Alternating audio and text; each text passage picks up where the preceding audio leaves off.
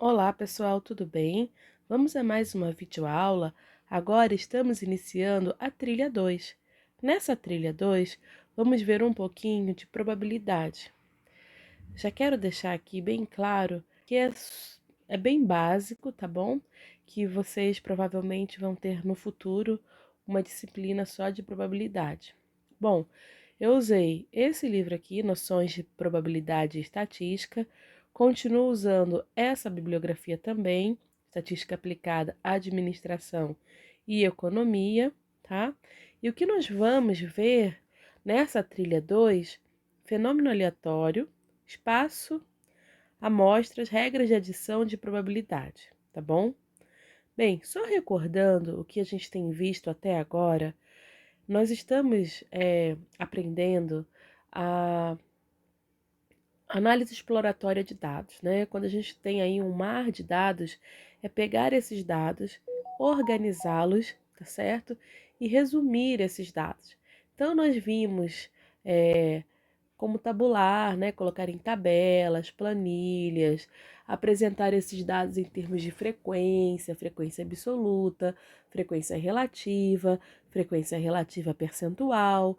Vimos também como resumir essas informações utilizando medidas de posição central, né? Ou medidas de tendência, que é média, moda ou mediana. Vimos também que apresentar esses dados apenas como um valor da média não é suficiente. Precisamos dar uma noção de como os nossos dados estão variando. Então entra aí a variabilidade, né? Medidas de variabilidade. Temos então desvio padrão, variância, né? Coeficiente de variação.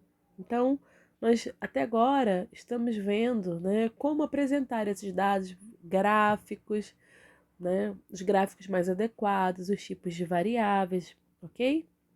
Muito bem. Bom, quando nós estamos falando de probabilidade, né, o quão provável, né, é de ocorrer algum evento, nós temos algumas perguntas que podem estar nos norteando. Então, primeiro, quais as chances de queda das vendas se aumentarmos os preços?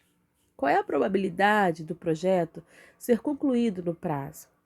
Qual é a chance de um novo investimento ser lucrativo? Então, só para motivar vocês aí com essas perguntas, tá? Bem, um fenômeno aleatório, ele pode ser definido por situações ou acontecimentos cujos resultados não podem ser previstos com certeza. Taxas de inflação, condições climáticas, muitas vezes a previsão, apesar né, de hoje está muito mais avançado do que lá no passado, a previsão, né, as condições climáticas não é, né, um resultado que pode ser previsto com tanta certeza. Muitas vezes temos aí a probabilidade de chuva, de ventos, e não ocorre na magnitude, né? Então, é nesse sentido que eu estou querendo dizer, tá bom? Bom, a probabilidade é uma medida numérica da possibilidade de um evento ocorrer. Usamos probabilidades como medidas de grau de incerteza associada às perguntas anteriores. Então, quando a gente tem valores probabilísticos, nós vamos atribuir uma escala de 0 a 1. 0, probabilidade nula de ocorrência do evento. Meio, por exemplo, é a ocorrência do evento é tão provável quanto improvável. Ou seja, 50% de chance de acontecer e 50% de chance de não acontecer. E 1 seria o nosso 100% de chance, tá? Muito bem.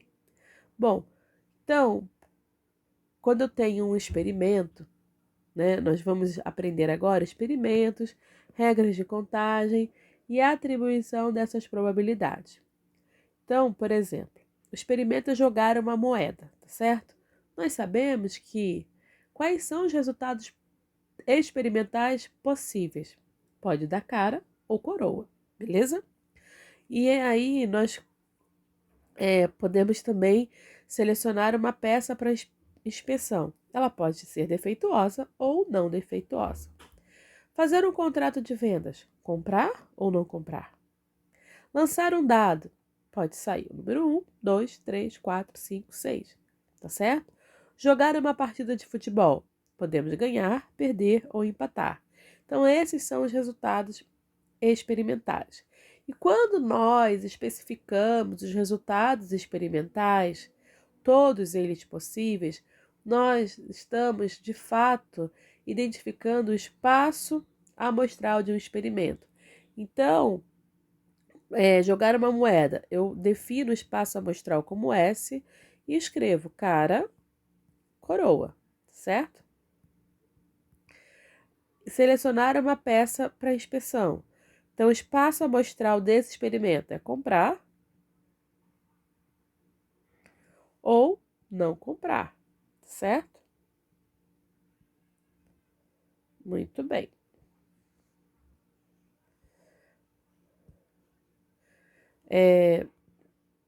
Outra coisa aqui, esse exemplo que é exatamente isso, né? Então, eu já escrevi aqui o espaço amostral de jogar uma moeda, o espaço amostral de selecionar uma peça, tá certo? E agora eu vou escrever aqui o espaço amostral de jogar um dado. Então pode sair 1, 2, 3, 4, 5 e 6, tá certo? O espaço amostral do experimento, né, de jogar uma partida de futebol. Então, quais são os resultados possíveis? Ganhar, certo? Perder ou empatar. Muito bem. Então, o espaço amostral, que eu estou aqui chamando de S, mas tem algumas literaturas que vocês vão ver a letra ômega, tá? É o conjunto de todos os resultados possíveis de um certo fenômeno aleatório. Ou seja, o espaço amostral de um experimento é o conjunto de todos os resultados experimentais, tá bom? E se eu pego aqui um resultado experimental, por exemplo, o número 1, eu chamo ele de ponto amostral, ok? Muito bem. Bom, feito isso, né, eu preciso aprender as regras de contagem, tá certo? Para depois atribuir a probabilidade daquele evento ocorrer. Nas regras de contagem, tá? Eu tenho três possibilidades: experimentos em múltiplas etapas, combinações ou permutações. Então, pessoal, para atribuir a probabilidade, eu preciso identificar e contar os resultados experimentais. Então, essas aqui são as três regras de contagem possíveis, tá bom? Muito bem. Então, vamos à primeira delas, que seria um experimento em múltiplas etapas. Então, por exemplo, experimento de jogar duas moedas, tá? Eu posso dizer que é um experimento em múltiplas etapas. Então, eu vou ter os resultados possíveis, cara ou coroa, tá? E eu já vou fazer o 2 e o 3, tá bom? Que é para desenvolver esse exemplo aqui. Então, olha só, eu posso imaginar esse experimento. Opa, peraí. Eu posso imaginar esse experimento em duas etapas. Então, deixa eu só mudar aqui a cor.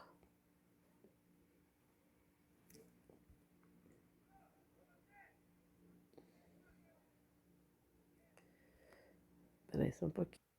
Então, olha só, eu posso pegar esse experimento, esse exemplo 2, e colocar a primeira etapa, tá certo? É lançar a primeira moeda.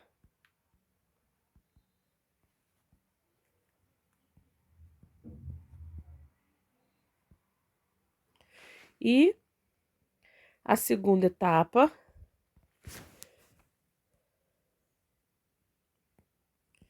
é lançar a segunda moeda, tá bom? Então, olha só, por isso que o experimento de jogar duas moedas, ele pode ter, ele entra nessa regra de contagem de experimentos de múltiplas etapas. Então, aqui eu vou definir algumas siglas. H, tá certo? Vai ser para denotar cara. E T vai ser para denotar coroa, tá bom? Muito bem. Bom, então eu vou colocar, ó, H, indica o resultado experimental com cara na primeira moeda. Ó, cara na primeira moeda e cara na segunda moeda, tá bom?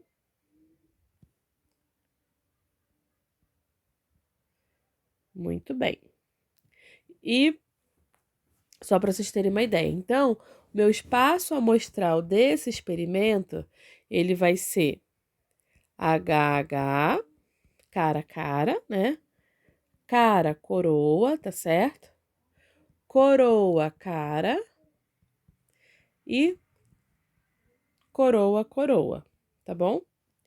Então, nós percebemos quantos resultados possíveis aqui, ó. 1, 2, 3, 4. Então, nós temos aqui, ó, 4 resultados possíveis, tá certo? Muito bem.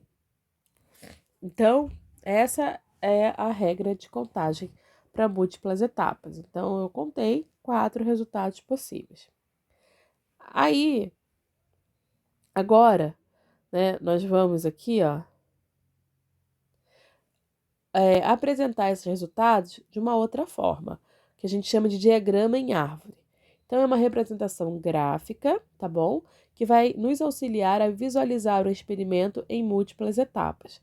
Então, aqui eu vou fazer um diagrama em árvore do experimento lá do exemplo 2 e 3, que era lançar duas moedas, tá?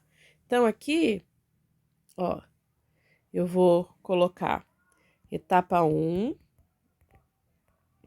ok? Etapa 2, ok? E o resultado experimental.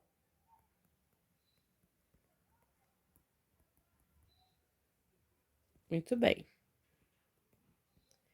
Aí eu vou colocar, ó, aqui, primeira moeda, segunda moeda e os pontos amostrais. Tá bom? Vamos lá. Ó. Então eu tenho aqui, ó, ó, aqui, né? Aqui, tá certo?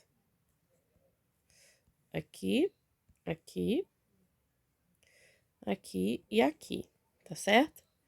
Tô construindo aqui com vocês o meu diagrama em árvore. Então, aqui, olha só, cara ou coroa, tá certo? São os dois resultados possíveis para a primeira moeda.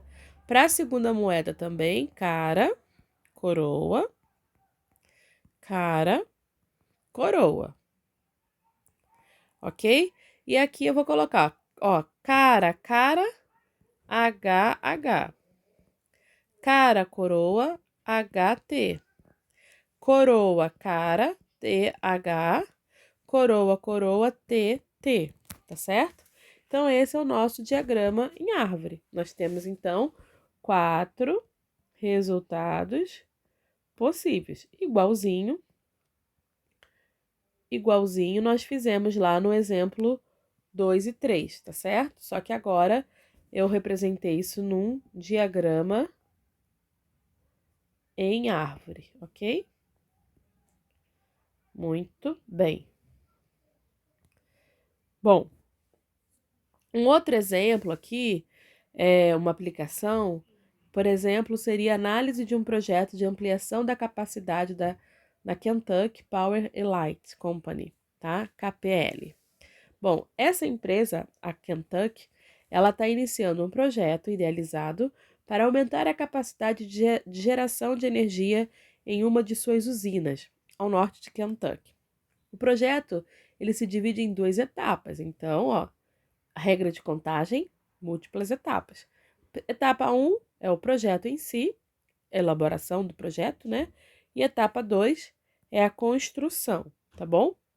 Bom, a questão é, por mais cuidadosa que seja realizada cada etapa, a administração não é capaz de prever o término de cada fase do projeto, tá?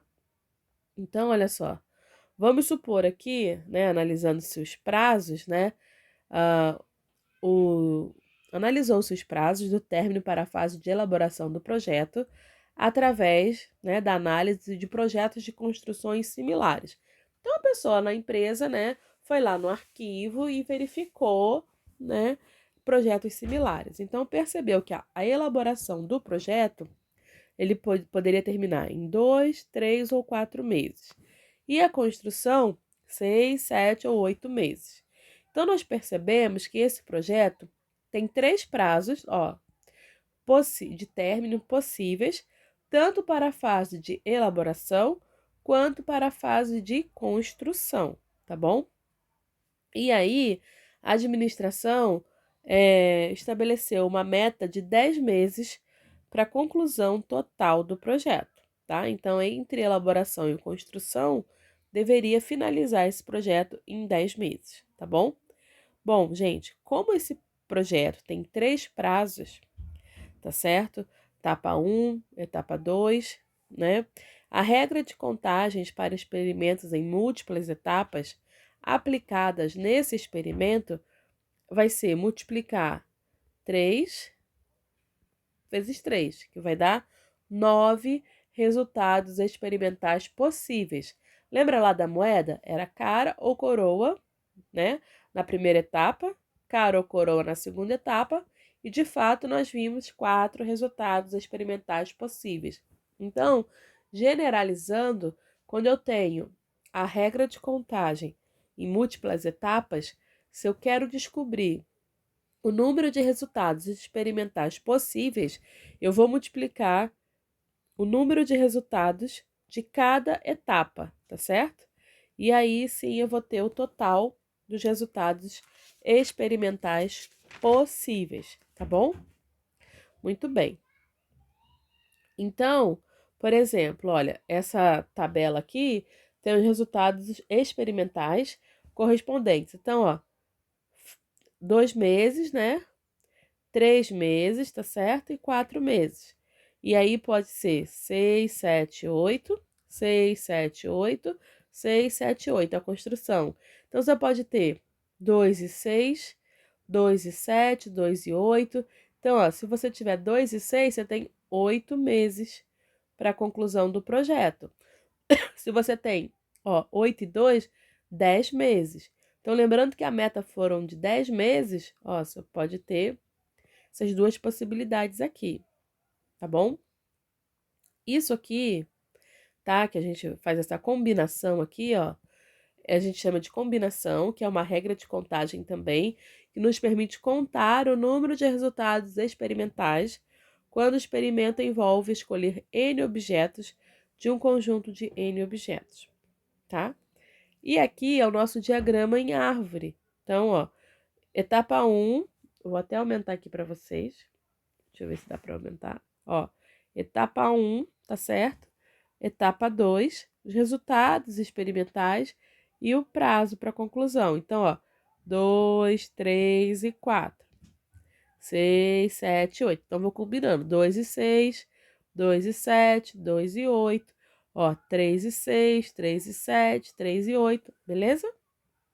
Muito bem. Ok, tá? Bom, continuando aqui, eu tenho uma fórmula que me ajuda a identificar o número de combinações quando eu tenho essa regra de contagem de combinações, né? Então, o número de combinações de N objetos, tá certo? Tomado N a cada vez é dado por essa fórmula aqui, lembrando que essa exclamação significa fatorial, tá bom? Bom, e por definição, o fatorial de zero é igual a 1. Muito bem. Então, aqui nós temos, seja um procedimento de controle de qualidade em que o inspetor seleciona aleatoriamente, duas, então eu tenho 2 de 5 peças para testar se há defeitos. Então, vou usar essa regra de contagem por combinação Porque eu tenho aqui nzinho objetos, tá bom? São 2, de um nzão que são 5. Em um grupo de 5 peças, quantas combinações de 2 peças podem ser selecionadas? Então, vamos fazer esse exemplo aqui. Ó, o exemplo 6, tá bom? Então, eu vou colocar, ó, C, 5 e 2. Então, 5 e 2, tá certo? Então, é 5 fatorial, 2 fatorial, 5 menos 2 fatorial. Então, aqui vai ser, ó, 5 vezes 4 vezes 3 fatorial, 2 vezes 1, aqui vai dar 3, né? Vezes 3 fatorial. Então, eu simplifico, né? Vai dar 20 dividido por 2, que eu vou ter, então, 10 combinações. Tá vendo? Então, agora eu posso rotular essas peças, tá bom? Vamos rotular essas peças aqui, ó, como sendo A, B, C, D e E, tá certo? E eu quero os conjuntinhos, então, de 2 peças. Então, eu vou pegar e vou colocar, ó. Pode ser AB, pode ser AC, pode ser AD, pode ser AE, tá certo? Depois, BC, BD e BE. Depois, CD e CE. E depois, DE. Se vocês contarem aqui, de fato, eu tenho 10 combinações, ok? Muito bem. O exemplo 7, ele diz o seguinte: considere que o sistema lotérico do Brasil utilize a escolha aleatória de 6 números inteiros de um grupo de 53 para determinar o ganhador da loteria semanal. Então, eu quero um nzinho de 6 para um grupo de 53. Determine o número de maneiras pelas quais os 6 diferentes números inteiros podem ser escolhidos de um grupo de 53. Então, bora lá. Deixa eu apagar isso aqui. Então, novamente, né, o exemplo 7, eu vou pegar C, 53, 6.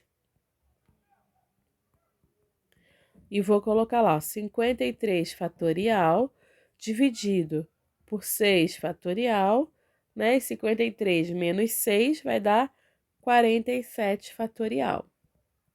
Então, vou botar 53 vezes 52 vezes 51 vezes 50 vezes 50 vezes 49 vezes 48 vezes 47 fatorial. 6 vezes 5 vezes 4 vezes 3 vezes 2 vezes 1 vezes 47 fatorial. Simplifico, simplifico. E acho aqui, ó, 22.957.480 combinações.